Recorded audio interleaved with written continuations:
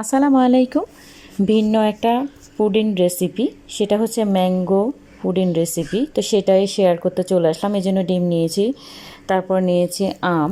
তো এরপরে আমি ডিমগুলোকে ভেঙে এখানে হ্যান্ডউইচ সাহায্যে এগুলাকে ভিট করে নিব।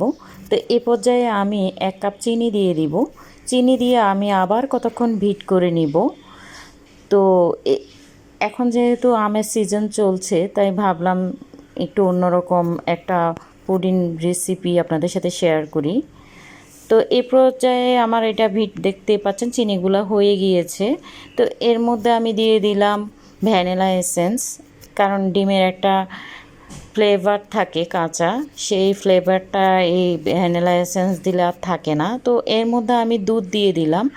আমি এখানে 1 কেজি দুধকে জাল করে ঘন করে নিয়েছি।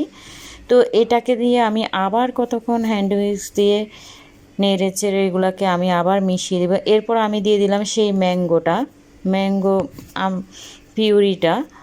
তো এটা দিয়ে আমি আবার কতক্ষণ ভিট করে নেব।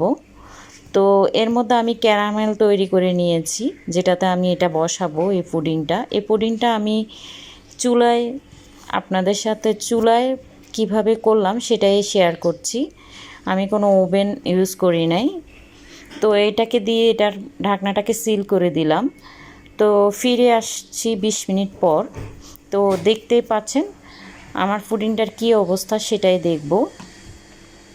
পুডিংটা কাঠিটা একদম পরিষ্কার এসেছে, তার মানে আমার পুডিংটা হয়ে গিয়েছে। তো এখন আমি আপনাদেরকে দেখাচ্ছি পুডিংটা। মাশাআল্লাহ, তো দেখতেই পাচ্ছেন ম্যাঙ্গো পুডিং। তো আপনারা বাসায় একটু বানিয়ে আমাকে জানাবেন কমেন্টে কেমন হয়েছে। তো আমার ভিডিওটা যদি ভালো লাগে একটা করে লাইক দিবেন, কমেন্ট করবেন, শেয়ার করতে ভুলবেন না।